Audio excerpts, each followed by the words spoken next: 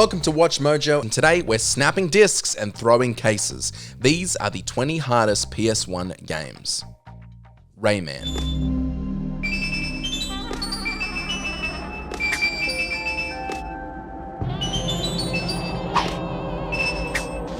If Rayman's hands were still attached to his body, I'd rip them the fuck off. Despite the franchise's evolution over the years, the original Rayman remains one of the toughest games of the 90s and arguably one of the hardest platformers ever created. Unlike other platformers that offer rewarding gameplay through precise movements like Crash Bandicoot, Rayman's challenges often feel extremely unfair, like Crash Bandicoot if you didn't have any arms or legs.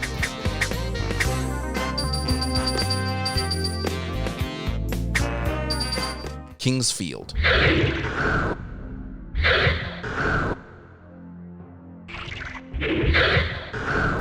Even seasoned Dark Souls players will be taken aback by the sheer difficulty of Kingsfield. It's so hard that it's been retroactively added to the Souls-like genre. Kingsfield was quite innovative for its time, which meant many players were unsure of how to approach it when they first played. We recommend carefully. The game's ambitious 3D visuals and resulting glitches only added to the difficulty, while its brutal combat, numerous traps, confusing controls, and complete lack of guidance made even hardcore RPG fans question their life choices.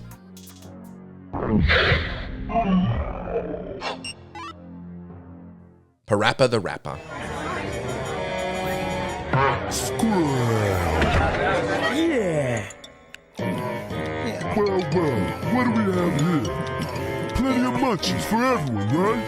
Many people recognize the catchy music of PaRappa the Rapper, and its distinctive cutout art style has aged remarkably well as it is somewhat timeless.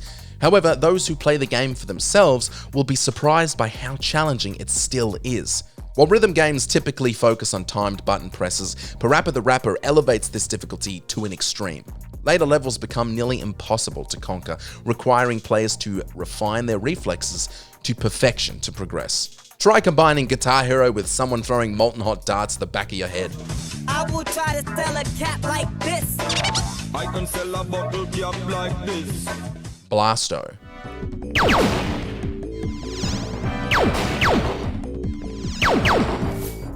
To be fair to Blasto, this PS1 action game was likely released before the technology of the time could fully support its ambitions. I feel similarly about myself. I feel like I was born before my dry, shitty sense of humor could be appreciated appropriately. Blasto is known as one of the PS1's most notorious games for causing broken controllers. The game's sluggish movement and unreliable camera make even basic tasks difficult, and the lack of barriers in many levels means players often find themselves falling to their deaths while trying to navigate simple jumps, which feels realistic because jumping sucks.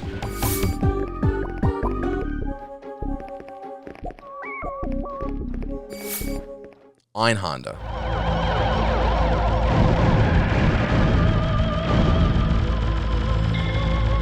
Much like the hardest games on the NES and the SNES, Ein Honda was a throwback to the classic 2D shoot-em-ups, and though not the most challenging 2D shoot-em-up ever created, Ein Honda managed to trick PS1 users who were unprepared for this classic gaming style level of difficulty. Instead of simply overwhelming players with a high volume of enemies, Ein Honda boosts the health of each enemy and requires navigating some extremely perilous areas. This design choice is particularly evident in the boss fights, which feel almost like a 2D Star Fox on crack.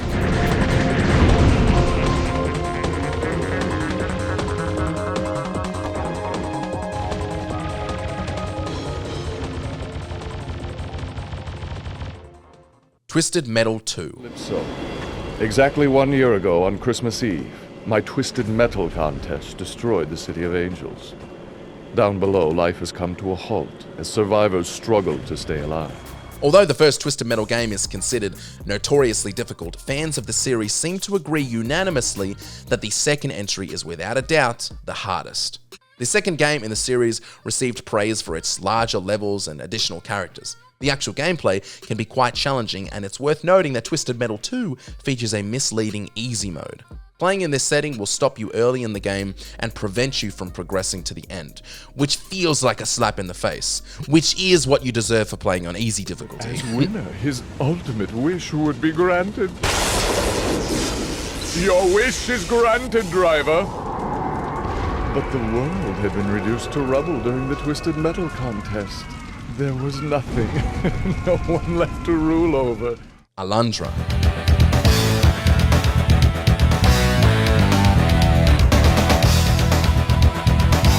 In Alandra, the top-down camera view often made navigating the varying elevations a challenging exercise in trial and error. Imagine living your life in top-down. Way harder, right? While this was a design flaw, it's not the only thing that contributes to the game's difficulty. Alandra is notorious for its demanding backtracking. Attention to detail is crucial, and even the most meticulous players may find themselves frustrated by its complexities. I, for one, had a pen and paper when I was a kid and made a map that made no sense and ended up being torn up through tears. Irritating stick. Welcome to Irritating Stick! Irritating stick sits pretty comfortably on this list, as although it's not the hardest, it often comes into players' minds when remembering grueling PS1 experiences.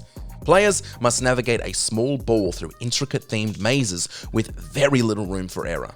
To increase the challenge, you're also racing against a relentlessly ticking clock, which feels like added pressure we didn't really need. True mastery of this game requires hundreds upon hundreds upon hundreds of hours of dedicated playtime, often beating the stamina of even the heartiest gamers.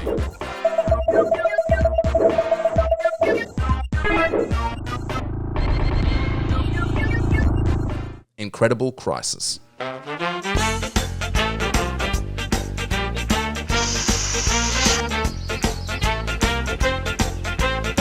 Remember that scene in Metal Gear Solid where you had to repeatedly mash the circle button to survive the torture device? Remember how the pain from the constant tapping would run right up your arm? Remember thinking, how on earth can tapping one button cause this much pain? Now imagine that experience stretched across an entire game. That's Incredible Crisis. But don't think for a second that you'll get reprieve when you aren't tapping, because the game offers plenty of other ways to break your brain while giving your arm a break.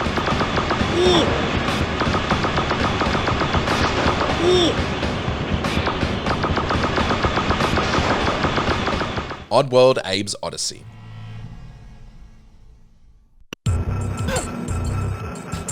As a down-to-its-core puzzle game, Oddworld requires a significant amount of thinking outside the box, as with any puzzle platformer. However, the game raises the difficulty even further with some of the most ruthless level designs in PlayStation history. Your margin for error is extremely minimal, as constant gunfire and traps pose a continuous threat. And throughout the campaign, you'll more than often find yourself repeating every single encounter, and a first-time win for any encounter is almost always dumb luck. Wait. Okay.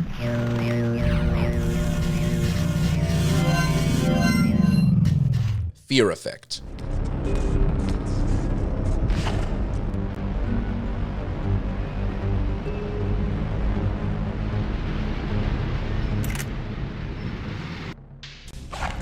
The original Fear Effect games are challenging to play today for various reasons, including casual racism and odd softcore cutscenes that we always got nervous watching as kids. If my old man walked in while I was playing Fear Effect, he'd have a lot of questions. Questions like, can I have a turn? And don't tell your mum, okay? Fear Effect was also notoriously difficult, which is what we should really be focusing on. Combining Resident Evil style controls with point-and-click adventure puzzles and clumsy stealth segments, Fear Effect represents a collection of some of the most frustrating and demanding gameplay concepts of its time. It's Hugo's House of Horrors meets Silent Hill hard mode meets Clock Tower with one hand meets Alone in the Dark with your eyes shut.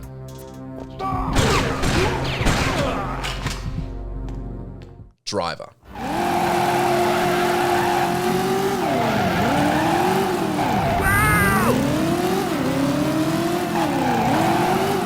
In Driver, you are introduced to the game's concepts with one of the most arduous and frustrating tutorial levels ever created, performing maneuvers with endgame levels of skill and precision in one of the tightest, tiniest, and most rage-inducing maps.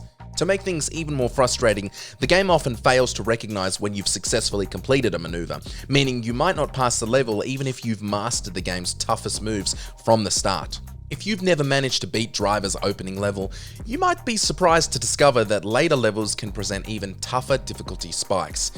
I never found out.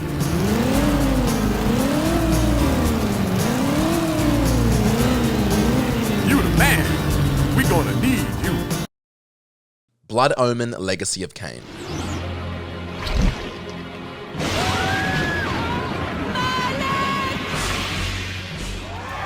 Blood Omen Legacy of Kain, the first game in the classic Legacy of Kain series, offers a unique gameplay experience that is nothing like later entries. This top-down hack-and-slash adventure mixes intense Diablo-style action with puzzle solving that feels borderline abusive. The game remains highly challenging to this day due to the constant onslaught of enemies, as well as various traps that deplete Kain's health almost instantly. Even with his extensive arsenal of weapons, items, and vampiric abilities, Kain's quest will end in screaming again and again and again, which feels almost like justice considering how he treats us in Soul Reaver. Grinning malignantly at me through blackened teeth. It is not often that a man sees his own corpse. Vagrant Story.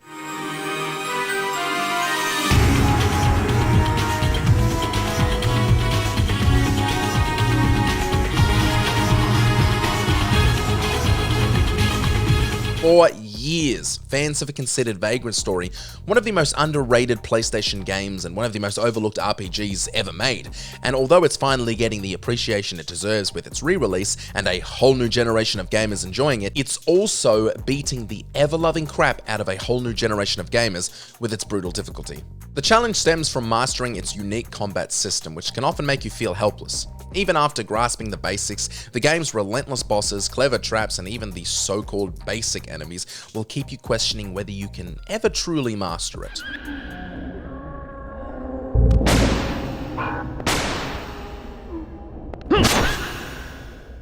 Ninja Shadow of Darkness.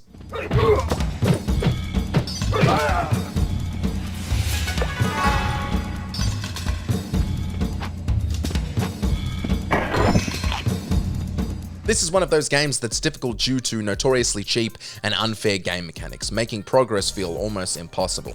Although a save feature is available, it only saves your exact position, which means if you're out of lives or continues, you must attempt to complete the game with no further chances. Coupled with the game's brutal controls, poor camera angles, hard to see graphics, platforming hazards, and persistent enemies, the majority of the deaths you'll experience are because of unintentional bad game design rather than an intentional challenge.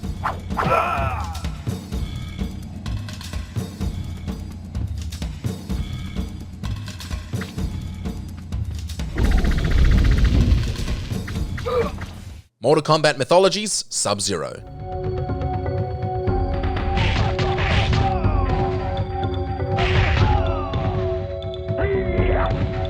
In Mythologies, Sub-Zero battles enemies in a style reminiscent of classic Mortal Kombat games. However, the game is infamous for its abundance of instant death traps, which deplete Sub-Zero's life faster than Goro ever could.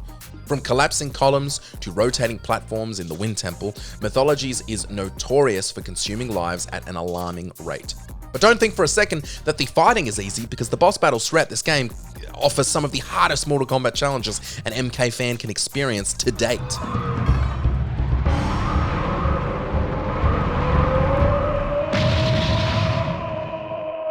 Crash Bandicoot.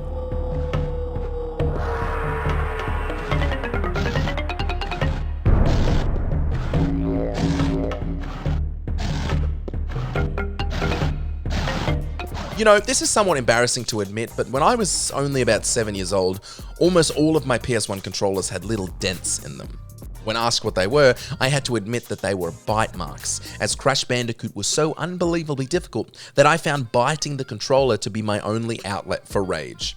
Despite their linear design, the Crash Bandicoot games require a level of platforming precision that was exceptionally challenging at the time, but the first game, with its less refined controls, was undoubtedly the most difficult of the PS1 trilogy.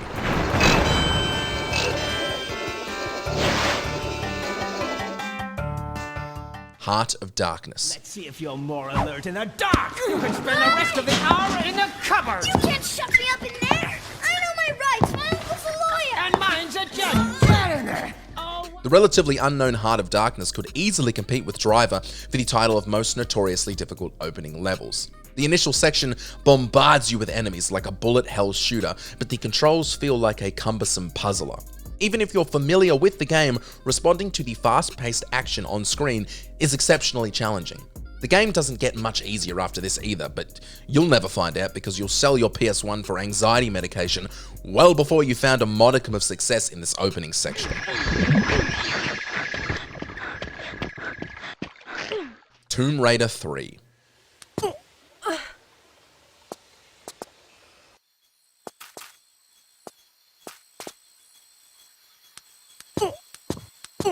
With a boxy design and the rage-inducing tank controls, Tomb Raider felt like a game that didn't belong in its parameters, yet it somehow worked. And although Tomb Raider 1 and 2 were hard, Tomb Raider 3 takes difficulty to a whole new level with its abundance of spikes, boulders, pits, and traps designed to end your run before you're prepared. The game's perplexing level design aims to simulate the disorientation of navigating a dark tomb, and boy does it, because I am lost all the damn time. Before we continue, be sure to subscribe to our channel and ring the bell to get notified about our latest videos. You have the option to be notified for occasional videos or all of them. If you're on your phone, make sure to go into your settings and switch on notifications. Tenchu Stealth Assassins.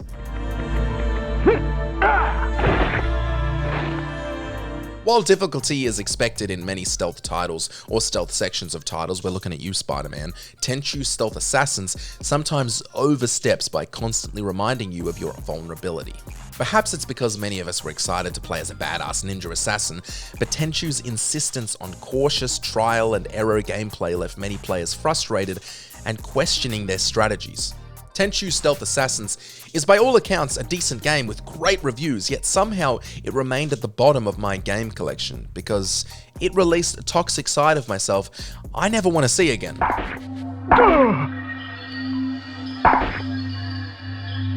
Did you enjoy this video? Check out these other clips from WatchMojo and be sure to subscribe and ring the bell to get notified of our latest videos.